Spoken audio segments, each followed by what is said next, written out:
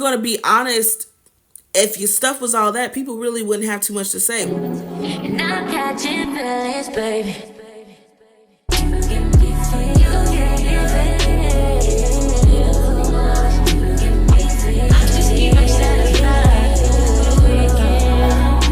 What's up, beautiful people? It's Hershey Sunday, and I'm back with the scoop. How y'all doing? I hope that everyone's having a fun, beautiful, safe hump day. Happy November 1st, okay? New month, new me. Not really. I'm gonna try my best. I hope you are too. Let's just get into the stories. A lot is going on, and there's a lot of talk about Pastor Keith Lee. Now, well-known, world-renowned food critic Keith Lee has Tootsie Roll to Atlanta recently, and baby left the whole city of Georgia on my mind in shambles, baby. He ain't been able to have a really good meal. Now, I'm gonna say this as a proud Chicagoan, okay? When he came to Chicago, there was no crazy wait time, and he ate real good, okay? Real good. I'm just going to say he ain't had no problems up here, but I digress. Anyway, he goes to Atlanta. He stops by quite a few restaurants, and they were either met with a crazy wait time because like his process is he'll send his family, so he's not getting the celebrity treatment. He wants the raw, authentic treatment. And you know how when you expecting people to come, they're going to doctor up and kind of punch up what they usually do. Well, he ran into a few snags. The first snag was the OLG, Old Lady Gang restaurant. He went there. There was a crazy wait time, I believe like an hour and a half to 2 hours. When his wife and sister, I believe, went in, or wife and mom, his family went in, that he showed his face. They all of a sudden was able to come up with the table. He was like, well, no, these other people been waiting. I want to be treated like everybody else, this, that, and the third. He said, thanks, but no thanks. I'm not your target audience. I love when he gives a God bless you, baby, or bless your heart type of response. I'm not your target audience. It means it ain't for him, okay? But it was no shade. Candy Burris, who is the owner and founder of the Old Lady Gang restaurant, goes on to give her explanation of what happens. And in my opinion, y'all may not agree, but I felt like she explained it well, as best as she could. She had her own set of criteria on how she runs her restaurant, and she gave an explanation in a kind way, in my opinion, of, hey, this is why this is like this. Sorry that your experience wasn't the best. Hopefully we're able to serve you in the future. God bless. They're taking the criticism. It was done in a very nice way, very professional way. But baby, it wasn't the case for every restaurant, because the Real Milk and Honey restaurant got on there. The owners of that restaurant, after he being Keith, visited their restaurant and had an experience of basically a crazy wait time. And also it was under the impression that, oh, we're doing deep cleaning. Now, this is what he told me on his post. So I'm paraphrasing. Go back and watch his videos to get the full scoop. Okay, shameless plug.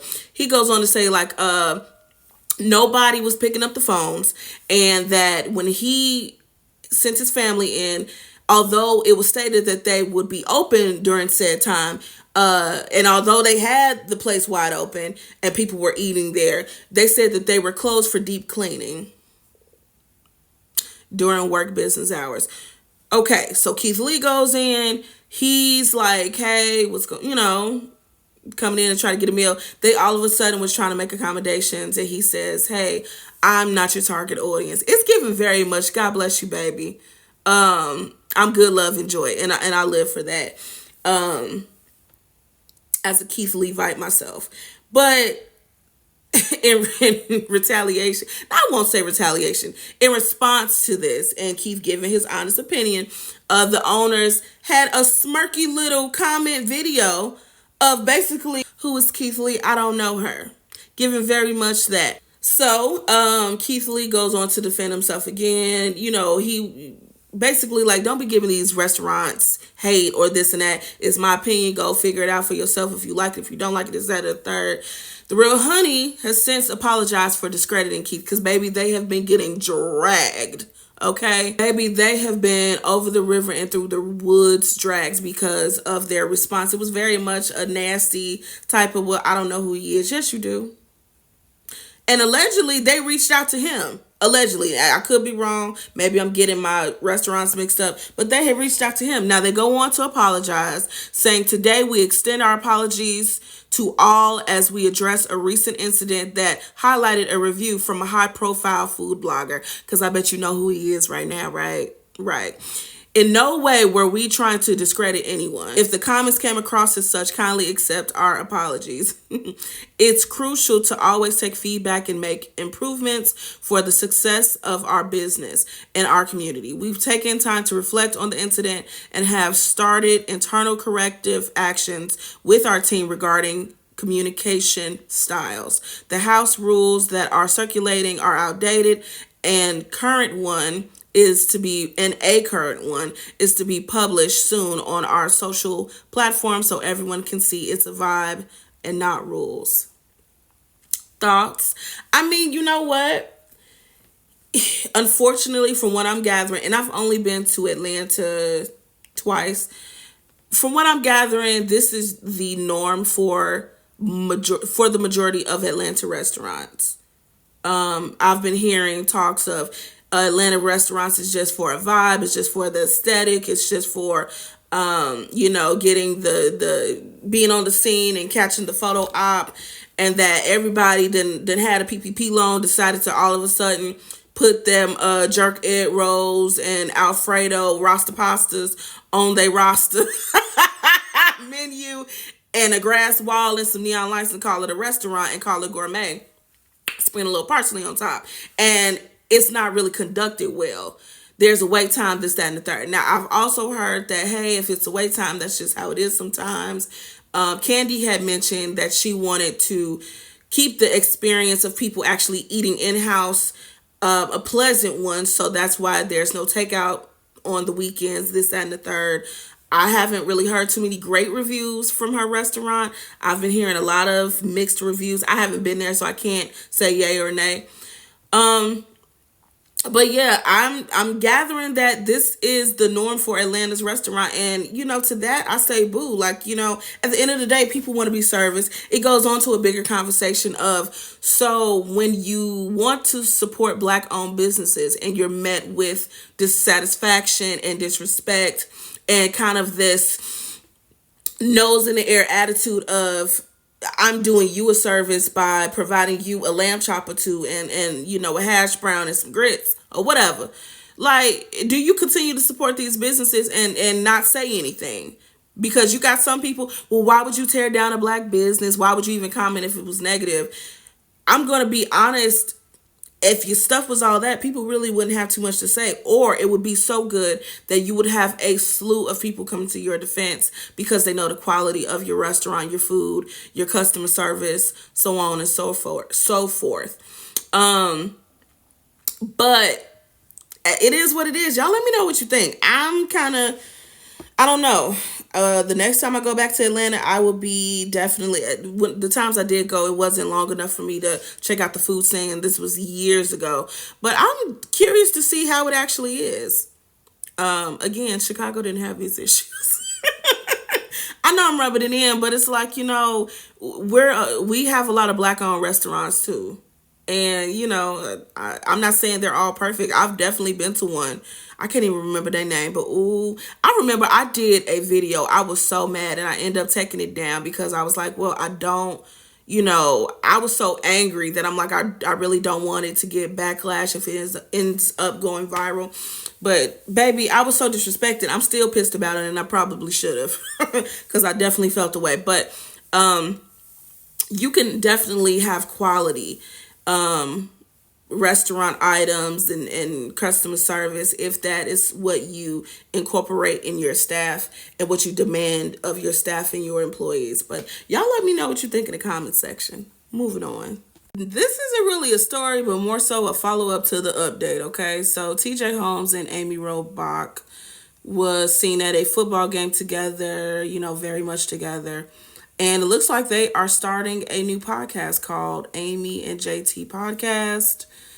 She goes on to post, how's this for Instagram official, #silent no more. That's gonna be an interesting Thanksgiving dinner table and holiday Christmas card. But I digress. Well, how do y'all feel about it? At the end of the day, these are adults that made very much decisions for themselves. And I'm not saying it was right. I strongly feel like it was a terrible decision. It was wrong. Then you have people that are in the comment section like, well, what are they supposed to do? Just be miserable in their relationships? Just leave. Like, just, hey, this ain't working. And once the divorce is finalized, go ahead and get with who you trying to get with. Y'all know y'all was sneaking, allegedly. Let me put that in because allegedly y'all was sneaking and freaking on the low, keeping it under wraps. And for some of y'all, this ain't y'all first rodeo. I want to call him JT in the Flash. I don't know why. I think I was watching the Five Heartbeats. TJ, this ain't your first time pulling a quick one. Okay? Like, I don't know what to say about it because I'm like, it's the cavalier disregard of like your mates that really kind of grabs my goat. It's kind of like y'all don't give a flying foot about how it looks, what's going on. Like I mean, stand 10 toes down, sure. Be bold, of course. But like, I don't know. I guess the word I'm looking for is like nobody has any type of like, yeah, that wasn't my best. I hate how this. People ain't ashamed. And you got a lot of people, and I saw in the comments, folks do not care. They're like, well, so they went with how they felt. And I'm like, wow, imagine if like we just lived in a society. Well, I guess we do. Imagine if that was just the norm. Everyone just does what they feel and how they feel and react and do whatever they want in regards to relationships. It'd be a lot of hurt mofos out here. But like, I mean, I guess people doing that anyway. So who am I, honey? I am single. So I ain't got no dog in the fight. But this isn't, in my opinion, this ain't it. It ain't it. It's kind of despicable, really, to just be so unapologetically unashamed of this. What do y'all think in the comment section? Some people may disagree with me, but that's just how I feel. Moving on. Now, yesterday when y'all was out trick-or-treating and going door to door, collecting your treats from your neighbors or businesses, y'all also were going door to door, ruining experiences for everyone else. An entire family, I got this from Neighborhood Talk, stole an entire bucket of candy left for trick-or-treating kids on Halloween. And there's a video that was captured. This is the mom of the group. Baby, I'm so glad it wasn't us. Can I just say that? Because, that'll be the talk. Oh, you can't afford to go to Dollar Tree? That will be the talk. But this woman and her children, her ravenous children, if you look at the video, baby, the way they dug into that bowl of candy like a bunch of wild fatback rats, like it's disgusting. And it's like, why are y'all not teaching like common courtesy? And then again, what kills me with people in the comment section, yes, freedom of speech, I get it, but like justifying why this is okay is never gonna be okay, because you got some people, well, if they didn't want people to take everything, why didn't they just hand it out one by one? Because we should live in a society where people are cordial. Taking 1 and 2 pieces of candy and going about your way is one thing. The way they deep sea dived in this bucket of candy as if they ain't gonna go on sale today for half price if you really wanted the candy that bad is ridiculous. You can't be that greedy in life. You just can't. Like, the candy ain't that good. It's not. Nothing will ever be that good for y'all to treat people and act like that. What y'all think in the comment section? I wouldn't put out another thing. Matter of fact, I probably would. I have a whole, try it again next year. Try, because I'm going to have a trick for you, all right? I'm going to have a heck of a trick for you next year. Catch me outside. What y'all think in the comment section? Moving on. Now, in other news, we have Ashanti and Nelly. Y'all know that they done got that old thing back, honey. They done spun the block, and they back together. Okay, it seems that they have been really hitting the town and spoiling each other.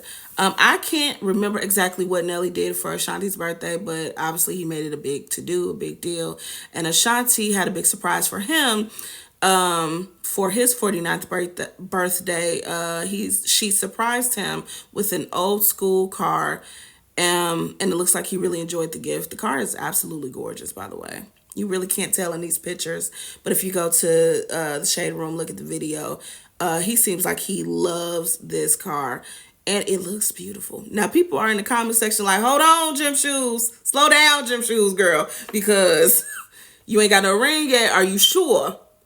Are you sure you want to go ahead and put the full thing in his name? Do you want to at least do a joint thing?